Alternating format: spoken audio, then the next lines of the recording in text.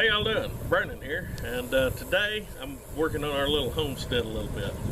Behind me is one of our big gardens. We have 3 big gardens and then several smaller beds scattered throughout our place with different things in them. This one is going to be our fall garden, and also it's the one that's due to be mulched next year. We run our gardens in a rotation. One gets tilled every 3 years and then mulched, and this one, it's starting to be completely tilled. Unfortunately, from about mid-July to now, which it's almost October, this garden's been neglected, and with the rain we've had this year, it grew up pretty good. So I'm having to take it back from a small jungle. Actually started on this about a week ago. I'd take a roofing torch and go around it and burn the mess on the inside of it off. Now, once I get that done, I'm going to come through and till and go from there. Like I said, I started burning on it a while back, and I started tilling on it yesterday, but decided that I would break out the camera and do a video on this so you can see how we prepare our garden. So, anyway, let's get on it.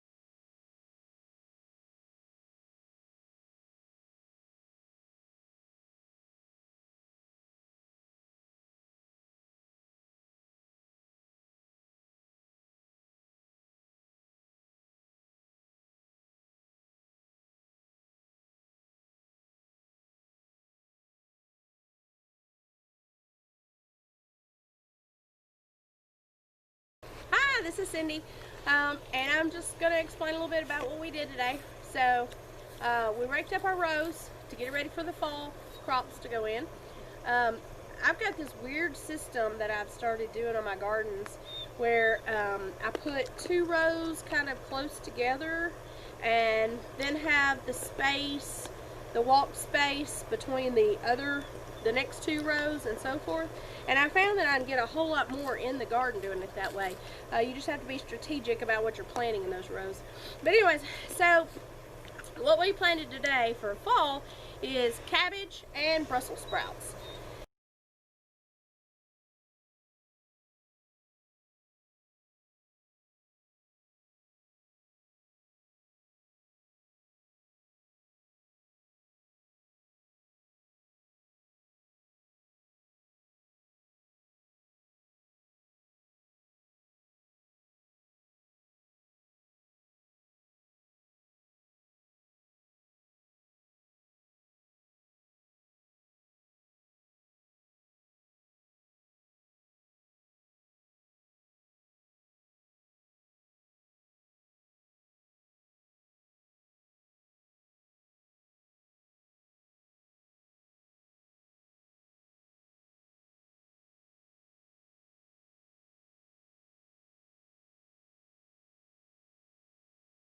Alright, so yesterday we got our plants in, and today we mulched. So the method that I like to use is newspapers and straw. So what I do with the newspapers, I use at least 3 newspapers thick, and they overlap just all the way down the row around the plants. the edge of the garden to the edge of the garden. So, and then cover it with a very thick layer of straw. Now when I say thick, I mean thick.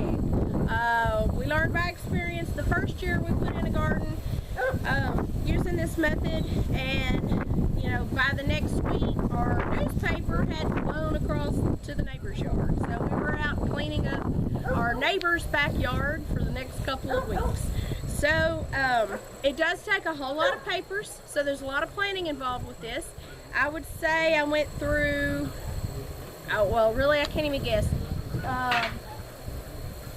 I don't know, it was a lot of papers. As far as straw, so you can see the straw that we've got on it, that was one bale of straw right there. So that covered, with the method I used, the double rows, going from the edge of one row to the opposite edge of the next row, all the way down it took one bale of straw. But that's using our size of garden, which is, do you know the size of our garden? 20 something by 40 something. Yeah, it's like, I think it's like 23 to 41, or maybe Yeah. 21 by 41. The size of our gardens. So, but now that will last, like that bale, it will need to be touched up the next year. We're putting it, we just started this a couple of years ago, but we're putting it on a 3-year rotation. So the first year, this is gonna last the whole year. Well, we did it this fall. It's going to last through next spring. I may have to touch it up a little bit in the spring, but I shouldn't have to do a whole lot to it. And then come fall, we're going to have to touch it up a little bit, but it shouldn't take anywhere near as much straw as we put down now, because a lot of the straw will still be there.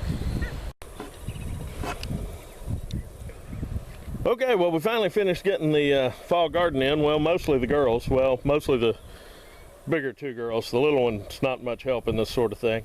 But we've got in 2 different kinds of cabbage, Brussels sprouts, spinach, and lettuce. We've had such good luck growing cabbage in the fall that we're not even going to grow it in the spring anymore. We get such a big yield, and it goes right through the winter. We might have to cover it every now and then, but we've had it poking out of snow and still do just fine. So we got plenty of cabbage. We got all that's in our rows, and then this is set up. This will stay mulched for the next couple of years. We'll just keep adding straw to it. But we've got our stuff planted, and we put rabbit manure in with it, which is a good fertilizer. You can add it straight to your plants. You don't have to compost it. It won't burn them up.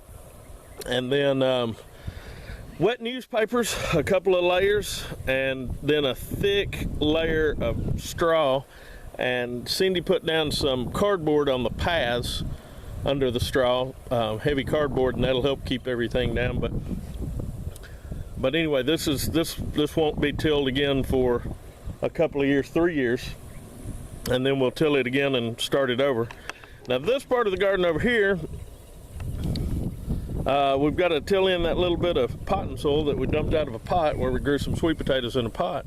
But this is going to be put to sleep for the winter in a different way. What we'll do is we'll cover it up with leaves. We go to town and people just have bags of leaves sitting out on the side of the road. We'll do a video on that. We cover it with that and then black plastic, and then we'll till all that in and mulch it in the spring for the same kind of system.